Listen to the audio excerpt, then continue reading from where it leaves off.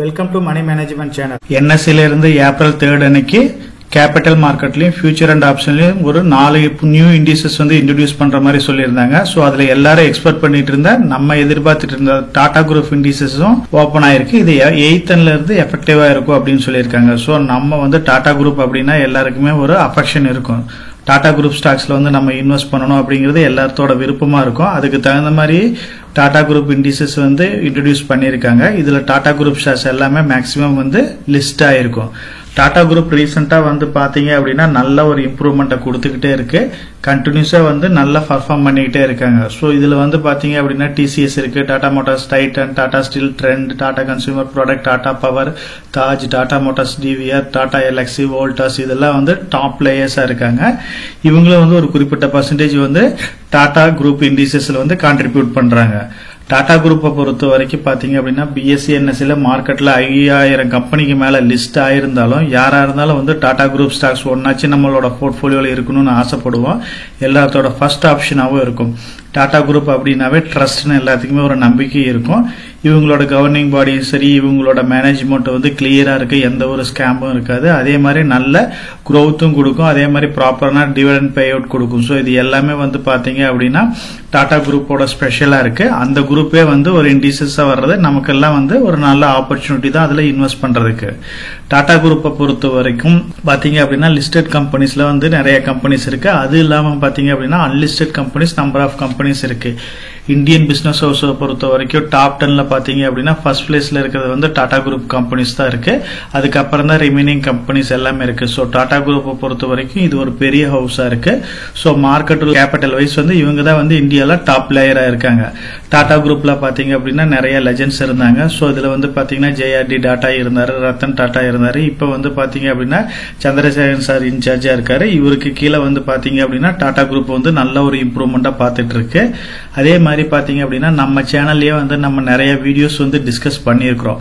200 ரூபாய்க்கு கீழே இருக்கிற டாடா குரூப் ஸ்டாக்ஸை பத்தி நம்ம டிஸ்கஸ் பண்ணோம். டாடா ஸ்டீல் ஆகட்டும், டாடா காஃபி ஆகட்டும், டாடா மோட்டார்ஸ் ஆகட்டும், டாடா பவர், இது எல்லாமே வந்து இப்ப மார்க்கெட்ல வந்து ஒரு ஹியூஜான ரேலியை கொடுத்துருச்சு. நம்ம இதெல்லாம் டிஸ்கஸ் பண்ணி ஒரு 2 இயர்ஸ்க்கு முன்னாடி இந்த வீடியோஸ் எல்லாமே பார்த்தோம். இப்பெல்லாம் வந்து ஒரு நல்ல எக்ஸலண்டான ரேட்ல இருக்கு, நல்ல ப்ராஃபிட்டையும் கொடுத்துருக்கு. அதே மாதிரி 400 ரூபீஸுக்கு கீழே இருக்கிற ஸ்டாக்ஸை பத்தி டீட்டெயிலாவே டிஸ்கஸ் பண்ணியிருந்தோம்.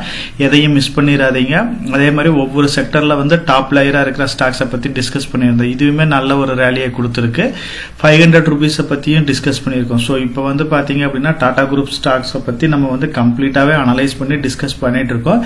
இது எல்லாம் வந்து நமக்கு ஒரே ஒரு இண்டெக்ஸா கிடைக்கிறது. நமக்கு வந்து ஒரு ஃபியூச்சர்ல வந்து ஒரு நல்ல அட்வான்டேஜ். இது வந்து ஒரு ETF ஆவோ இல்ல ஒரு மியூச்சுவல் ஃபண்டாவோ நமக்கு கிடைக்குது அப்படின்னா நம்ம இண்டிவிஜுவல் ஸ்டாக்ல போக்கஸ் பண்றதை விட ETF மியூச்சுவல் ஃபண்ட் இதுல வந்து இன்வெஸ்ட் பண்ணா நமக்கு வந்து ஒரு நல்ல ரிட்டர்ன் கொடுக்கும். இப்போ வந்து பாத்தீங்க அப்படின்னா auto sector, bank sector, gold இந்த மாதிரி ETFஸ்ல வந்து நிறைய இருக்கு. கூடிய சீக்கிரமே வந்து பாத்தீங்க அப்படின்னா டாடா குரூப்புக்கு உண்டான மியூச்சுவல் ஃபண்ட்ஸ் வரலாம், அதே மாதிரி ETF வரலாம். அப்படி கிடைக்கிறப்ப நம்ம வந்து நல்ல ஸ்டார்டிங் பிரைஸ்லயே இன்வெஸ்ட் பண்ணி வச்சிருந்தோம் அப்படின்னா ஃபியூச்சர்ல எல்லாம் வந்து ஒரு எக்ஸலண்டான ரிட்டர்ன் கொடுக்கும். ஸோ டாடா குரூப்பை பொறுத்த வரைக்கும் அதோட செக்டர் டிஸ்ட்ரிபியூஷன் பாத்தீங்க அப்படின்னா ஐடி செக்டர் தான் மெயினா இருக்கு. ஐடியை பொறுத்த வரைக்கும் டிசிஎஸ் தான் டாப் பிளேயரா இருக்காங்க. ஸோ மார்க்கெட் கேபிட்டல் வைஸ் ஜாஸ்தியா இருக்கு. ஐடியை பொறுத்த வரைக்கும் 50% வந்து பாத்தீங்க அப்படின்னா டாடா குரூப்ல வந்து மெயினா இருக்கு. கன்சூமர் டியூரபிள்ல வந்து ஒரு 13% இருக்கு. ஆட்டோமொபைல்ல ஒரு 12% இருக்கு. கன்சூமர் சர்வீசஸ்ல ஒரு 7.5% இருக்கு. பவர்ல 4.17% இருக்கு. மெட்டல் அண்ட் மைனிங்ல வந்து 6.44% இருக்கு. எஃப்எம்சிஜில வந்து ஒரு 3.46% இருக்கு. டெலிகம்யூனிகேஷன்ல 2.38 இருக்கு. பைனான்சியல் சர்வீசஸ்ல 1.05 இருக்கு. கெமிக்கல்ல வந்து பாத்தீங்க அப்படின்னா 1.07. கிட்டத்தட்ட பாத்தீங்க அப்படின்னா இவங்களே வந்து நிறைய செக்டர்ஸ்க்கு வச்சிருக்காங்க. சோ நம்ம செக்டர் அலோகேஷன் பண்றதுக்கு பதிலா வந்து டாடா குரூப் இண்டிசஸ் வாங்கினாவே அதுலயே டாப்ல இருக்கிற எல்லா செக்டரும் வந்து கவர் ஆயிருது. சோ அதனால வந்து இந்த மாதிரி குரூப் ஸ்டாக்ஸ் எல்லாம் நமக்கு கிடைக்குது அப்படின்னா நம்ம வந்து ஸ்டார்டிங்ல இன்வெஸ்ட் பண்ணி வச்சிருந்தோம் அப்படின்னா நல்ல ஒரு ரிட்டர்னை கொடுக்கும். நம்ம சேனல்லயே பாத்தீங்க அப்படின்னா லாங் டைம் இன்வெஸ்ட்மெண்ட் சீரீஸை பத்தி நிறைய வீடியோஸ் வந்து டிஸ்கஸ் பண்ணிட்டு இருக்கோம். அதுல கண்டினியூஸா பாத்தீங்க அப்படின்னா நிறைய ஸ்டாக்ஸை வந்து நம்ம ஆல்ரெடி அனலைஸ் பண்ணியிருக்கோம்.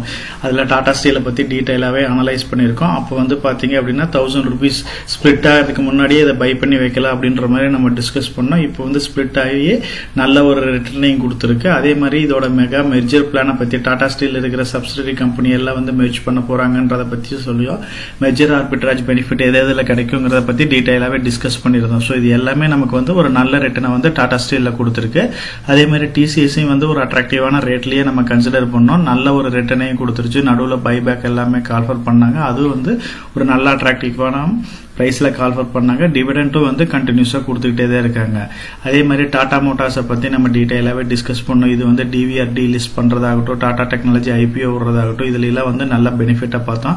டாடா டெக்னாலஜி ஐபிஓ கிடைச்சவங்களுக்குலாம் ஒரு நல்ல ப்ராஃபிட்டா கிடைச்சிருந்துச்சு. இன்னைக்கு கூடிய சீக்கிரம் பாத்தீங்க அப்படின்னா டாடா மோட்டாரை பொறுத்த வரைக்கும் இவங்க வந்து டிமெர்ஜ் பண்றாங்க. அதாவது கமர்ஷியல் வெஹிக்கிள் தனியாகவும் பேசஞ்சர்ஸ் வெஹிக்கிள் தனியாகவும் டிமெர்ஜ் பண்ண போறாங்க. அதை பத்தின இன்ஃபர்மேஷனும் நம்ம டீடைலாவே பார்த்திருக்கோம். இது இன்னொரு 1 இயர்க்குள்ள நடக்கிறதுக்கு நிறைய பாசிபிலிட்டிஸ் இருக்கு. ஸோ டாடாவை பொறுத்த வரைக்கும் ஒரு எவர் கிரீன் ஸ்டாக்கா இருக்கிறது வந்து டைட்டன். ஸோ கோல்டோட ரேட்டும் வந்து கண்டினியூஸா ஏறிட்டு இருக்கு. அதனால வந்து டைட்டன் கம்பெனி ஃபியூச்சர்ல ஒரு நல்ல ரிட்டர்னை கொடுக்கும். இதுவும் வந்து ஒரு கரெக்டான டைம்லயே நம்ம பை பண்ணி வச்சிருக்கோம். அதே மாதிரி பாத்தீங்க அப்படின்னா டாடா காஃபி வந்து கூடிய சீக்கிரமே வந்து டாடா கன்சியூமர் ப்ராடக்டோட மெர்ஜ் ஆக போகுது. அதுக்கு உண்டான எல்லா ஸ்டெப்ஸும் நடந்துட்டு இருக்கு. ஸோ அதனால வந்து பாத்தீங்க அப்படின்னா அதுவும் டாடா கன்சியூமர் ப்ராடக்ட் நல்ல ஒரு growth கொடுக்க போகுது. கன்சியூமர்ல வந்து கொஞ்சம் காஸ்ட்லியா இருந்தாலுமே ஃபியூச்சர்ல growth வந்து நல்லா இருக்கும். ஸோ இந்த மாதிரி டாடா குரூப்ஸ் ஸ்டாக்ஸை பத்தி நம்ம டீடைலாவே டிஸ்கஸ் பண்ணிருக்கோம். ஆல்ரெடி பை பண்ணி வச்சிருக்கோம். இன்னைக்கு வந்து இந்த கம்பெனிஸ் எல்லாமே வந்து பாத்தீங்க அப்படின்னா ஒரே ஒரு குரூப்புக்கு கீழே கிடைக்குது. கரெக்டான ETF மியூச்சுவல் ஃபண்டோ ஸ்டார்ட் பண்றப்ப நம்ம கரெக்டான டைம்ல இன்வெஸ்ட் பண்ணி நல்ல ரிட்டர்னை எக்ஸ்பெக்ட் பண்ணலாம்.